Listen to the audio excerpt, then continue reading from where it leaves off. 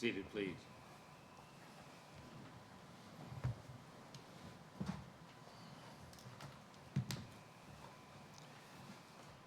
Next case is TCEQ and Guadalupe-Blanco River Authority versus National Wildlife Federation. All parties ready? Let's see, is it Ms. Hobson? You may proceed. Thank you, Your Honor. Good afternoon, and may it please the Court. This is an appeal of a water use permit issued by the Texas Commission on Environmental Quality to the Guadalupe-Blanco River Authority under Chapter 11 of the Water Code. Pull the microphone just a little closer, if you will. Chapter 11 is the statute that sets the terms that govern when someone can access state water for a beneficial use. It balances those rights of access with the need to keep environmental flow in the streams for environmental purposes. It's still a little hard to hear you. I don't know if you can. It's the air conditioner. It's a little. Yeah, I have one of those voices. that's better. Okay, I'll kind of lean this way. The statute does not direct, outside of that context, the agency to regulate construction projects. So with that backdrop, I'm going to address two main points. One is about the diversion of state water. TCEQ was right to apply the environmental flow standards in assessing the environmental effects of this permit. That's what the legislature directed it to do. Two, I'll address the off-channel storage of water. The legislature has not directed TCEQ to regulate any off-channel storage through Chapter 11. So TCEQ applied its laws and regulations correctly in granting this appropriation, and that is why the permit should be upheld. GBRA's counsel is going to introduce GBRA and talk about this permit a bit, and then we'll walk through how the protestants cannot trace the errors they allege to their substantial rights. And of course, I'm available to answer questions on other topics as we go. So let's start with Chapter 11. It's a state statute. It has no federal corollary. Its sole goal is to manage the use of surface water, which in Texas is a state-owned resource. It's, of course, a crucial resource, one that we don't always have as much of as we'd like, and it's necessary for all kinds of purposes, including municipal purposes like drinking water. That's how most of us encounter what was once state water, is when we turn on the tap. It's also necessary for agriculture, industry, etc. Chapter 11 is a statute that charges TCEQ to manage our supply of state water, balancing these sometimes competing needs. And it does that through a permitting system that allows applicants to apply to use the water and put it to beneficial use. In this case, to take it out of the water course and use it for one of the uses allowed under the statute. GBRA applied for municipal and industrial uses. So how does TCEQ determine how much water needs to be left in the water body for environmental purposes? In the past, TCEQ conducted a site-specific habitat assessment for every appropriation of water over 5,000 acre feet of water. Then in 2007, the legislature made a change. It decided to protect freshwater inflows, that's flows to a bay, and in-stream flows in a river, comprehensively. And that means protecting the flows for the entire water system from headwaters all the way down to the bay and every point in between. It required the commission to adopt environmental flow standards, e-flow standards, for certain basins and to use these standards instead of the site-specific habitat assessment under 11.152. And where's the instead of language? If you look at the handout that I provided for the court, it's our little oral argument exhibit. That first page, it's in 11.147E3. The commission shall apply any applicable environmental flow standards instead of the factors in subsection E, which requires a consideration of an assessment under 11.152. So that's where that language comes from. But isn't that provision E3 a little inconsistent internally? I mean, it says, well, let me back up. Isn't the whole purpose of E3 to describe what to do when determining environmental flow conditions? Yes, it is. And yes, environmental flow conditions are what 11.152 was aiming to accomplish as well. So to look at what 11.152 was meant to do before the e-flows regime came into play, we have to look at its context within the statute.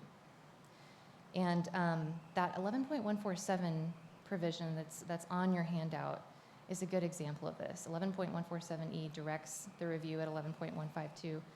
The heading of that subchapter is the effects of the permit on bays and estuaries and in-stream uses. So the focus of Chapter 11 has always been, how do we preserve in-stream uses for either the beneficial use of people or the environmental needs of the stream? So there's a seismic change in terms of how programmatically TCEQ is going to go about protecting those in-stream uses, but 11.152 has always been about the in-stream needs of Texas water bodies. Does that help?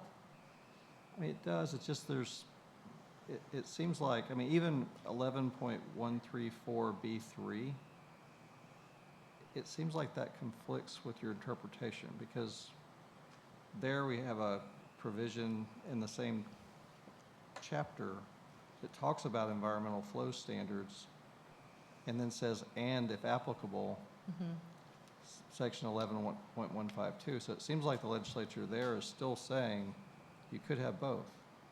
Why would that not be inconsistent? If it's possible to have both in a hypothetical situation, that's not the situation we're in here. Because here, it is a straightforward diversion of water from a water stream in an efflows basin and an off-channel reservoir, which has not ever been within the realm of what Chapter 11 covers. So is there a situation where they could both apply narrowly under specific facts? I'm not sure of the answer to that, but we don't have to get to that here.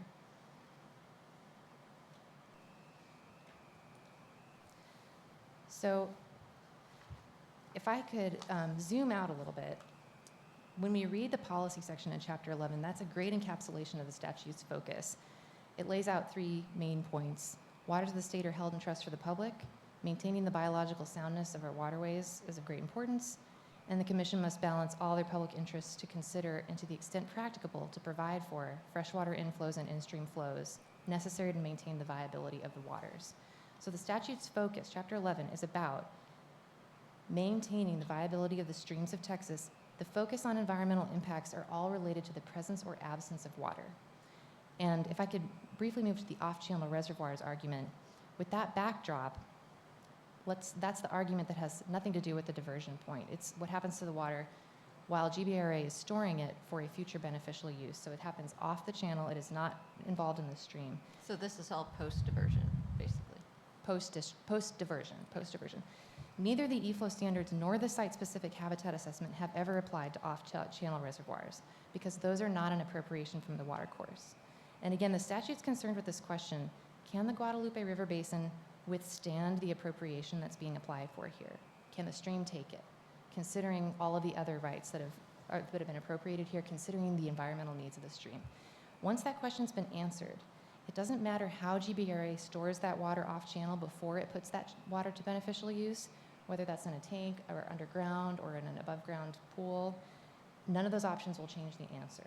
And so that's why 11.152 has never applied to off-channel storage reservoirs. So you're saying if the flow conditions are such that the flow would not be impacted to too much of an extent, that also subsumed in that is the protection of any wildlife involved in that? Right. The legislature took terrestrial and aquatic wildlife needs into account in developing the EFLOW system. Then why does the one statute about environmental flow standards only mention aquatic wildlife and fish? Well, it's a good question, and I think it's often the case that when we're thinking about flow of water and availability of water, we tend to think of aquatic wildlife. But the Science Advisory Committee that the legislature prescribed to be put into place has was required to have experts in both terrestrial and aquatic biology. So the needs of wildlife writ large were taken into account in developing the environmental flow standards. Thank you. Thank you. Ms. Perales?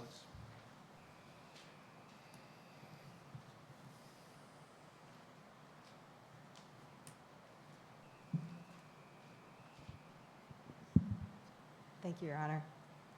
Good afternoon, and may it please the court. Before I address the procedural aspects of this case and introduce you hopefully to the Guadalupe-Blanco River Authority, or GBRA, I'd like to take a moment to follow up on some of the lines of questioning that you had with my aligned counsel. Justice Field, you put your finger on it with 134B3 and the and also with the question about aquatic. Is there a world in which an appropriation of state water could be in an environmental flows basin and still have some element of 11152 assessment? It is not our case, because the way that GBRA is seeking to take water, to appropriate water, is putting a straw in the river and taking that water out. So that's really about the environmental flow. But you can think that there's another way to take state water, to appropriate it, and that's if you stick a dam across a river. You would be flooding the banks. You would be doing something that is both non-aquatic, and so that's that and. So you get the environmental flows for the aquatic, but you also have the and of 11152 in the unique circumstance that you have an on-channel reservoir in an environmental flows basin. Again, that's not our case here, because that's a dam across a reservoir inundating. Here we have a straw in the river taking that water, and as Justice Ferris, you noted, anything subsequent to that, whether GBRA stores it in a bucket or in an above-ground storage tank or below ground in an aquifer, that's all subsequent to the appropriations, that post-diversion action. And I think that's a really, I like the picture of the straw. My problem is, where is that in the statute? Like, I understand what you're saying, and that makes intellectual sense, but where, I don't see that in the statute. So what you're looking for is some indication of the legislature saying, this is what Chapter 11 is. Like, we can completely we can disregard everything other than flow here, but we can't here. I don't see that at all. So what you're seeing is the tension between a relatively new statute, that's the Senate Bill 3, the environmental flow standards. Kind of like our jurisdiction. Yeah. It's actually older, fortunately, and we don't have case law from last week, also fortunately. But what we have is a statute from 2007, and this case really is the first chance for an appellate court to construe what the environmental flow statutes mean in the context of Chapter 11. But the thing that has always been clear, and Texas water law is quite old, and it evolves very slowly, is that Chapter 11 has always governed state water and water courses. That's in the record. That's everywhere. The testimony of TCEQ's expert says that. The Commission's actions have been consistent with that. And that is what you see throughout the case law, is state water and water courses. That is the province of Chapter 11, and not anything subsequent to it. So could there be a hypothetical situation in an environmental flows basin where there might be some additional 11152? Potentially. But that is not this case. This case is a straw in the river and then subsequent actions to put it somewhere else for storage. And I hate to wade into a hypothetical, because I know I'm going to get it wrong, because I don't know environmental as well as you do. But, you know, theoretically, could the diversion of water affect the salinity in a bay to the point that the salinity becomes too high for aquatic wildlife, or perhaps other wildlife that feed on aquatic wildlife? I mean, why couldn't you have, besides the dam, why couldn't you have a situation where taking water from a water course and putting it in storage actually does have an effect downstream on riparian wildlife?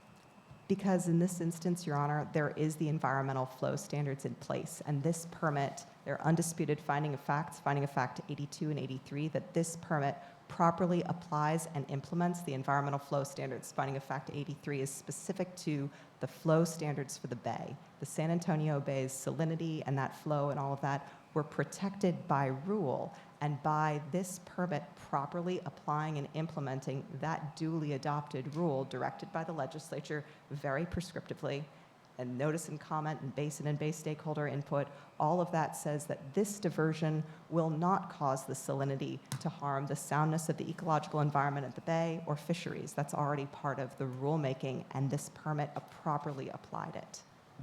But this is a very good question, because again, it's a new statute, it's new rules. This permit actually was issued in draft form less than a year after TCEQ adopted those rules for this basin, and it is the first time, and the parties worked very closely together for a very long time to negotiate and put into an operable new water right environmental flow standards. It's why the record says negotiated draft permit. The NDP is the product of that negotiation, and it was months and months with multiple parties. You'll see in your bench book there's a map. The squares on that map are hearing requesters whose interests were either determined not to be affected by this application or who settled with GBRA. There was a lot of involvement, and NWF's members' asserted interest in environmental flows is squarely on the bay. It's actually just off the corner of your map down at the southeastern corner, a little bit further in the bay. And it's about 100 miles between the diversion, the straw in the river, to that member's affected interest. And for that reason, on the procedural side, we say that NWF has not articulated prejudice to its members' substantial rights, even assuming that those are substantial rights, so as to obtain reversal of this water right. The environmental flows were implemented properly, and NWF doesn't contest that. And for that reason, we don't see any grounds for reversal. Thank you, Ms. Oh. Perales. Could I ask one question on the other topic that? Yes, Your Honor. Yes, could you tell me your response to the Hooks versus Texas Department of Water case and how that impact? I mean, because that's Texas Supreme Court 1981, and how does that impact your position here? Yes, Your Honor. And GBRA does contest NWF standing under 2001-171 for the reason, and Hooks talks about the idea that the statutory standing also includes concepts of justiciable interest and kind of the general principles of standing that we think about. And for that, it's about whether there is an injury that is redressable, and for the same sorts of reasons that we contend that NWF has failed to show prejudice to its substantial rights from actions or inactions 100 miles away in Gonzales County. We also have trouble seeing how their injury that they allege is redressable by this court from any actions that you might change in Gonzales County. Again, the permit properly applies and implements the duly adopted standards, and we don't see that connection. And for that reason, we do contend that they lack standing, but we stand upon our briefs in that. Thank you. Thank you, Your Honors.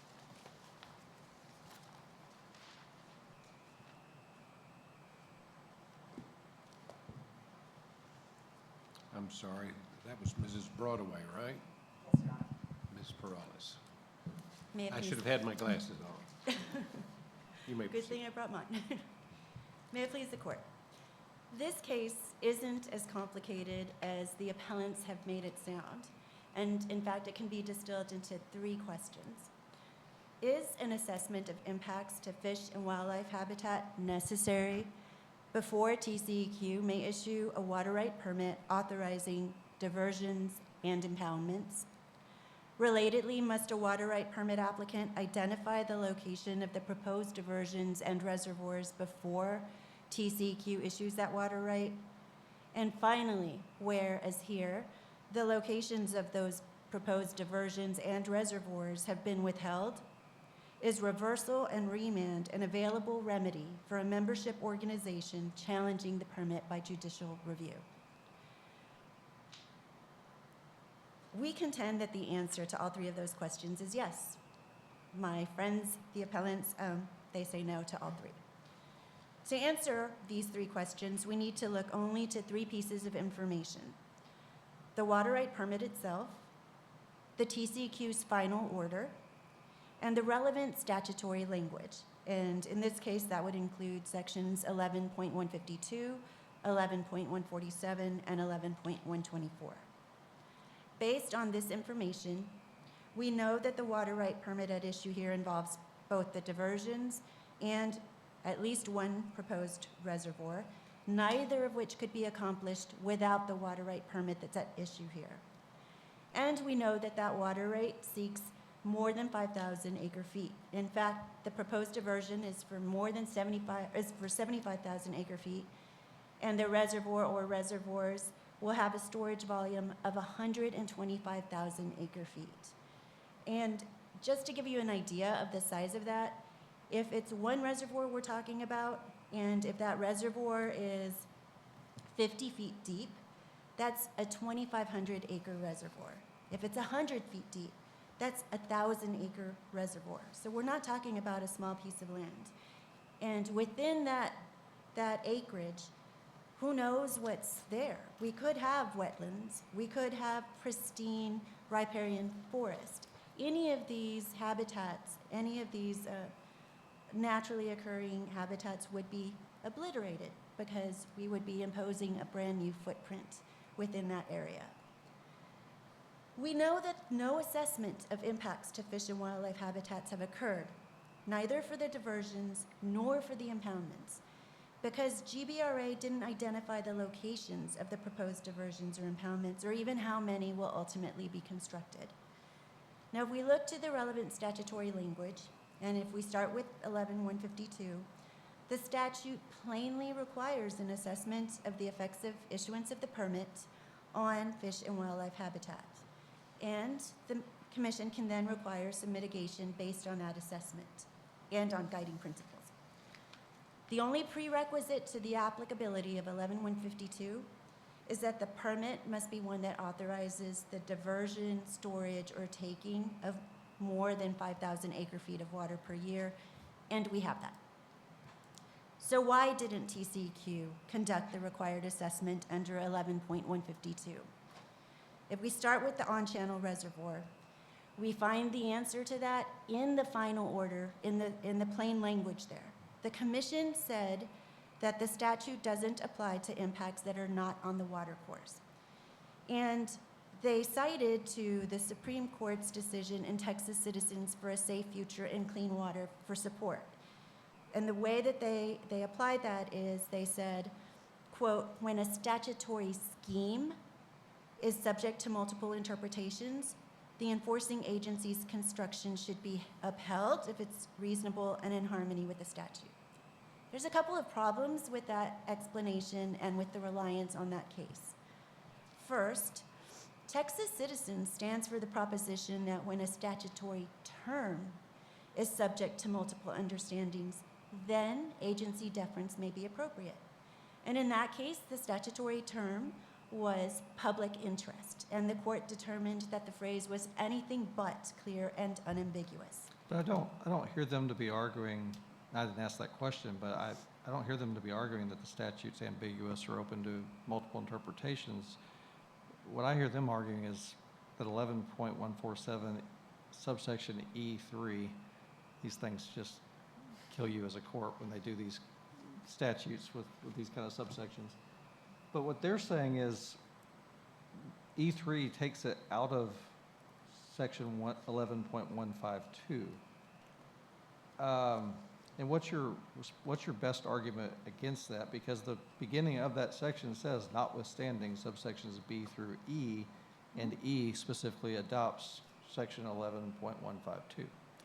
Sure, thank you. The first response I have to that is that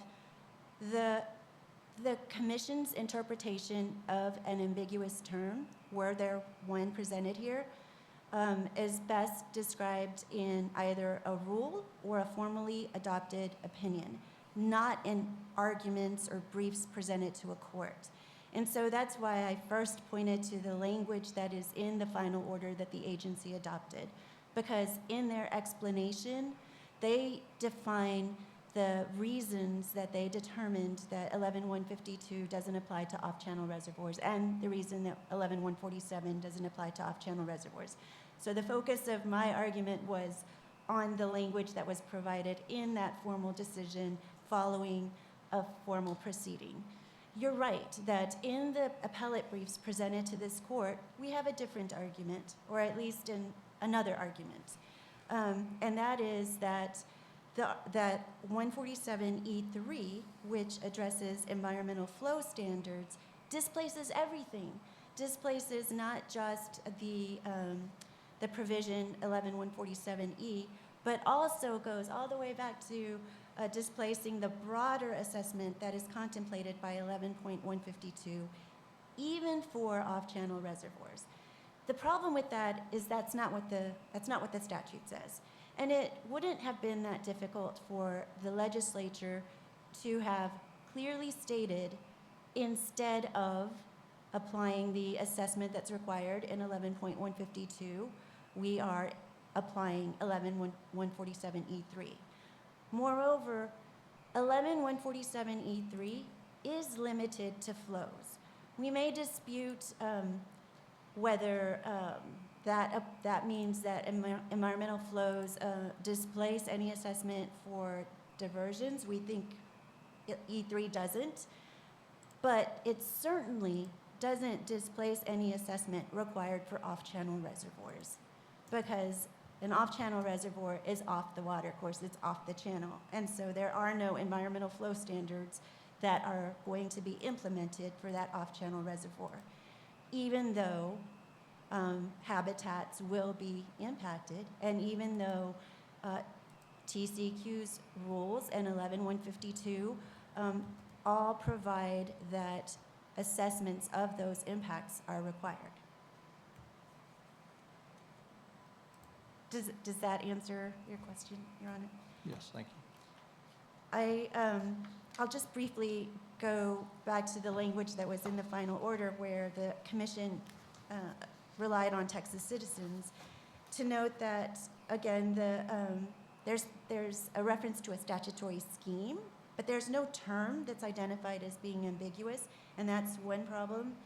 And the other problem is with the commission's reliance on Texas citizen is that the Supreme Court has repeatedly held that agency deference does not replace strict construction of a statute, especially where, as here, the dispute is not about how to interpret an ambiguous term in a statute, but rather about whether that statutory requirement applies at all.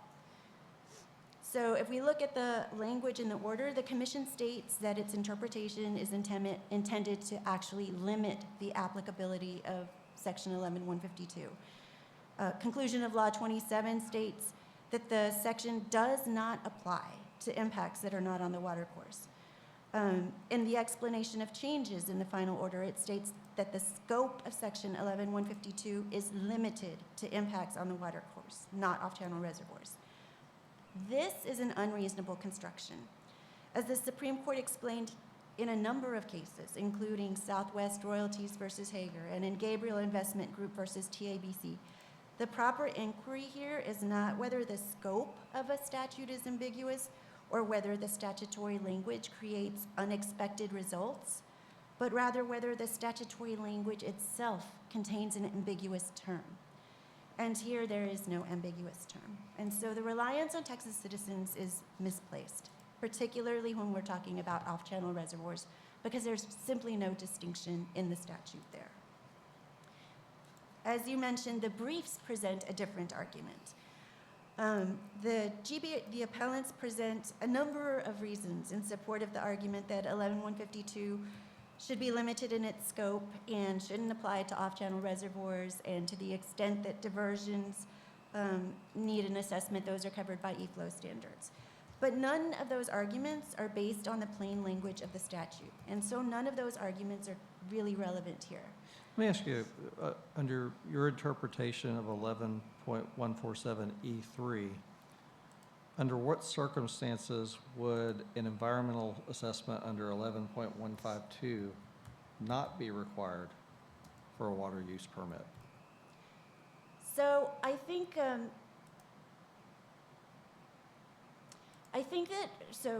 an example would be where we're not proposing a new impoundment. It's potential, there is, well, even here, we have a diversion and the final permit includes non-flow related mitigation in the order, in that it includes entrainment and impingement measures. So even a diversion would seem to implicate an assessment of the impacts of the diversion on habitat. Certainly an on-channel reservoir, I think that's been conceded that an on-channel reservoir would require an assessment of the impacts on habitats. I think if the diversion or the reservoir were less than 5,000 acre feet. And I should have mentioned that in the hypothetical. That's by statute. We don't have to have one there. But is there anything above 5,000 acre feet where you can think of an example of where it wouldn't be required? There's not one coming to mind. There's not one coming to mind. But I suspect that at any time that we're talking about an impoundment, whether it's off-channel or on-channel, particularly one that's over 5,000 acre-feet, we've got to look at the impacts, because even if it's on-channel, it's going to affect more than what's on that water course. It's going to extend beyond that and impact other habitat, including terrestrial habitat. Well, not fish habitat, if they're putting it into a brand-new hole in the ground. For an off-channel reservoir, Right. that's right. The diversion could, but that's right. The off-channel reservoir, unless there's already a stock tank, I mean, you that's, know, if there's a Never say there's not right, something down or there. if there are I wetlands, understand. there could be some impacts. But I take your point. So the issue here is not about impacts on water towers, nor is it about impacts on distribution lines. Here, we're not talking about the environmental flow standards, not about the process by which they were adopted, not their effectiveness, not whether they apply here. The issue is not about the definition of the term appropriate, because the term doesn't even appear in the relevant statutes. The only reason those terms have even come up in the conversation is because these are among the various reasons that the appellants have presented in an attempt to justify TCEQ's failure to comply with the plain statutory requirements. So, So let me take you back to my question for a second, Sure. because I'm still puzzling over it. So if there's not a situation you can think of where 11.152 wouldn't apply if it's above 5,000 acre-feet, then what does 11.147E3 mean sure. when it excludes consideration of subsection E? So E3 is intended to address the impacts from flows, so environmental flows. So, and as I think we heard Ms. Broadaway mention, before we had environmental flow standards adopted, that was a site-specific assessment. Now that we have environmental flow standards that have been adopted, and they were adopted as part of a study group that looked only at flows, only at environmental flows, that portion of the assessment has now been replaced by the environmental flow standards.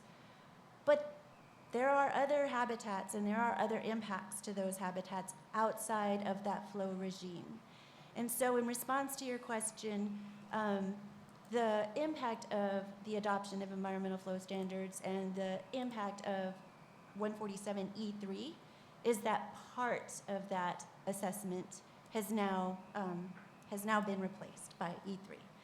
And it's possible, it's certainly possible, I'm just not thinking of the example right now, but it's certainly possible that TCEQ could evaluate a permit application for a diversion, and based on that assessment determine there's actually no impacts on the habitat that are expected to occur here and no mitigation is required, and the environmental flow standards take care of any environmental flow concerns we may have had, and end of inquiry.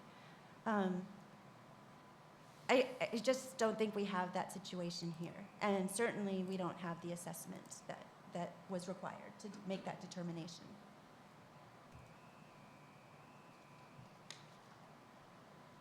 Kind of lost my place, but I wanted to just quickly point out that,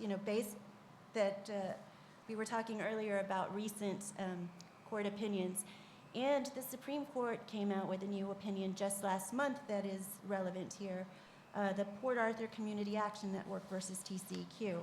And that was an opinion that was answering a certified question from the Fifth Circuit, and it related to precisely the question that we face here, which is when you have unambiguous statutory terms, in that case it was BACT, or best available control technology, which the court determined was actually unambiguous, then you don't defer to other tools. You don't look to some informal interpretation in a legal brief. You don't look at the Code Construction Act, but instead you give effect to the plain language. And in that opinion, the court cited to Justice Willett's opinion in Bank Direct Capital Finance versus Plasma, which is also very instructive on when Code Construction Act tools are are allowed or useful. And in this case, they wouldn't be because we have clear, unambiguous language. I see I have only a couple of minutes left, and so I wanted to make sure I addressed the challenge to whether our substantial rights have been prejudiced by the errors here. And so I'll quickly address that unless there are other questions. That's fine. So in the cases that have been presented or relied upon by the appellants, the courts have considered that provision of the APA, whether substantial rights have been prejudiced, as a harm analysis. It's akin to a harm analysis. That is, did the errors that were alleged materially affect the outcome of the proceeding? Did they result in an improper decision? And in this case, the answer is yes. And NWF was harmed by the errors alleged in their petition. NWF is the party here. They're acting on behalf of their members, which includes more than Mr. Blevins. And because GBRA failed to identify the location of the proposed reservoirs and the diversions, and because TCEQ failed to enforce that required statutory requirement and regulatory requirement, NWF has not had the information necessary to identify all of the members who might be impacted by the proposed impoundments and the diversions. And this in itself illustrates how NWF and its members' substantial rights have been prejudiced. In addition, the ALJs in their PFD had at least proposed requiring GBRA to amend its permit once it had identified the locations of its proposed impoundments and its diversions. But TCEQ, in the final decision, removed that provision. And so now NWF and its members will not have the opportunity, not even later on in some subsequent permit amendment proceeding, to determine who is the most impacted by wherever those proposed impoundments or diversions are eventually to be located. And they will not have the opportunity to participate in any future decision-making process. And so here we have just a stretch of a river, about 37 miles, where the diversions are proposed to be located, and we have all of Gonzales County listed as the proposed location of the impoundments, which is about 1,000 square miles. Even if NWF had named all of the members that are residing in Gonzales County, it would still be impossible to identify with precision how and who those members, how they'll be impacted by the proposed diversions and reservoirs, because we don't know where they're going to be located. But what we do know is that there are still legitimate concerns about flows into the bay, freshwater flows into the bay, and that was a legitimate concern that was raised by Mr. Blevins at SOA when he testified. And we do know that if the permit were denied based on all of the arguments that were presented by NWF, that Mr. Blevins' concerns would be fully addressed. And so the remedy that has been requested by NWF is appropriate because it redresses the errors that were alleged, and it provides a remedy that will also address Mr. Blevins' concerns. I'll note that TCEQ has not challenged the standing of NWF. I think GBRA is now challenging standing for NWF, claiming it's not an aggrieved party. The case they cited in support of this is the City of Dripping Springs case, which is not an environmental case. It's not an APA case. It doesn't apply here. And That's a declaratory judgment case, right? That's right, Your Honor. It's a declaratory judgment case, and within that opinion, the court was careful to distinguish the fact that it's a declaratory judgment case and not an environmental law case. And so it doesn't apply here. Again, under Hooks, we have also shown that we have met all of those same factors to show that they're standing here. NWF was fully a participant, not only in the negotiations that led to the resolution of some issues, but it fully participated as an adverse party in the SOA process and in the TCEQ proceeding. Thank you, Ms. Perales. Thank you. Appellants. Thank you. Before you Do get my going, best to let speak me into the ask mic. you a standing question real Okay. quick. Assuming, just for the sake of argument, that y'all are correct on standing, why isn't this a case that would require a remand? Because there's been no affirmative negation of jurisdiction in their pleadings or evidence. So the TCEQ is not challenging standing here. We're Got the challenging. wrong person up here for that question, don't I? Okay. Would you like to address the court on this issue? Okay with y'all? Sure. Yeah, we've got a Okay. couple of standing questions. It's a new court. We have no established rule.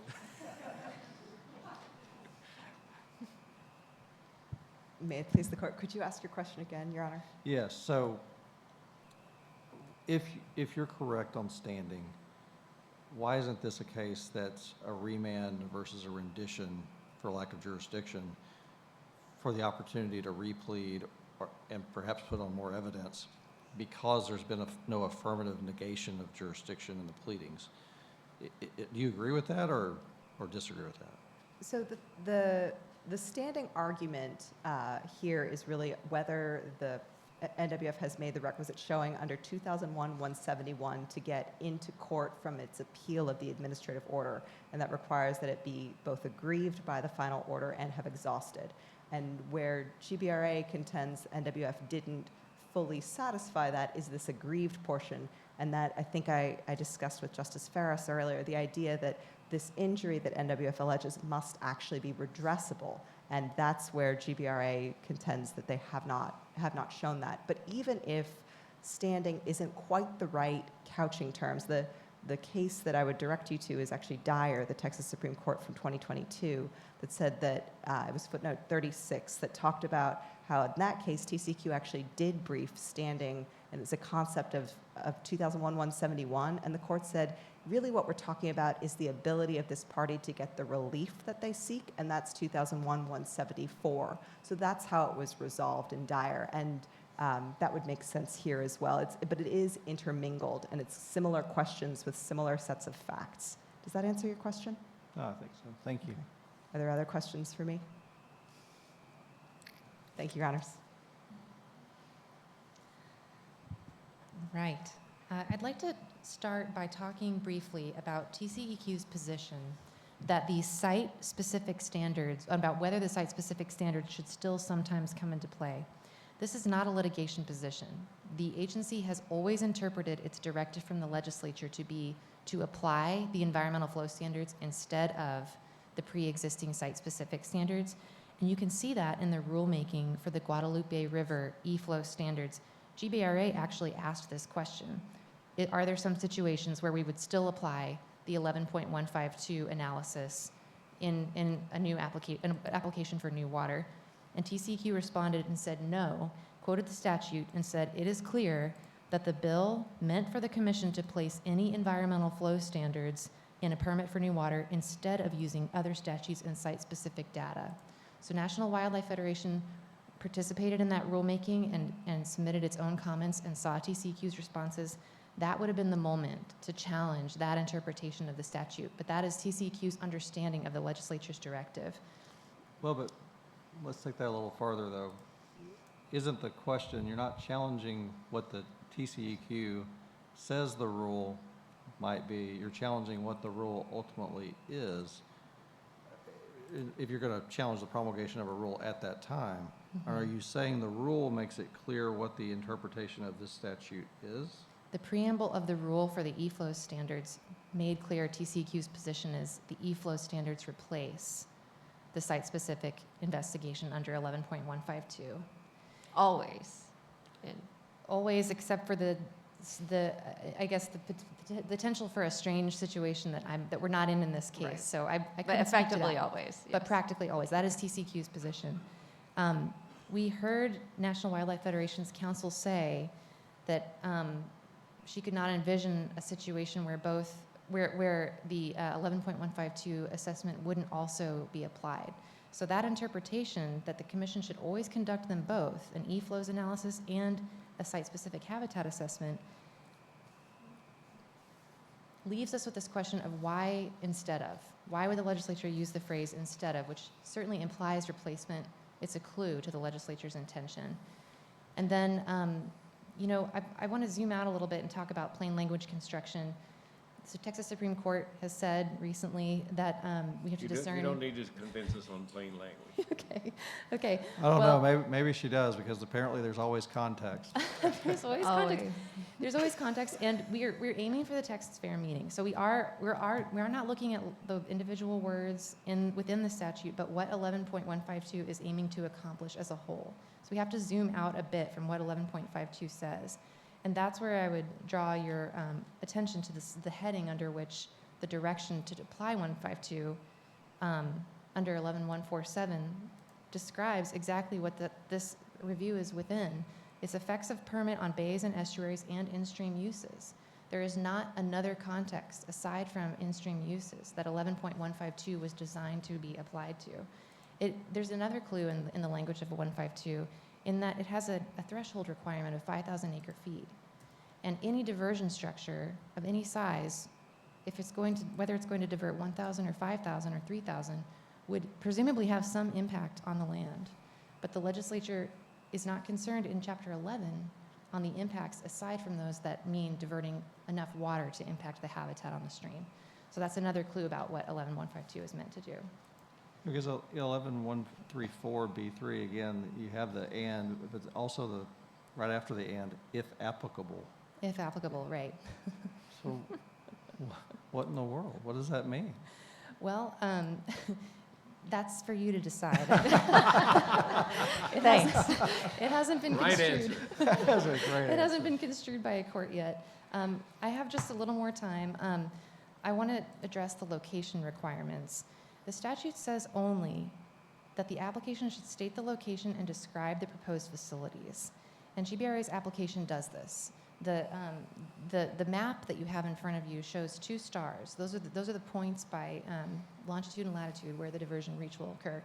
And that was enough for TCEQ to assess the effects of this permit because the e-flow standards account for every reach of the basin. And so there are actually permit conditions for diversions that would happen above. There's a gauge on the Guadalupe River in between those stars. And there are different permit conditions for diversions that would happen above that gauge and below that gauge. So the TCEQ had enough information to assess the impacts of this permit on wildlife habitat and other in-stream uses, and that is why the diversion reach did not need to be more specific than that in this situation. And then I'm over time. I have one more Just briefly. brief point. Just because GBRA has this permit does not mean it is guaranteed to be able to withdraw the water that this permit allows. It can only take water from the stream if there's enough in the water course after e-flows are accounted for and after other water rights holders are accounted for. So the protection is, it is not just once you get this water permit, you can always take 75,000 acre feet of water. It will fully depend on the conditions of the river and the season. Great. Thank you. Thank you very much. Thank you, counsel. Case is submitted. We'll take another brief recess before hearing the last case. All rise.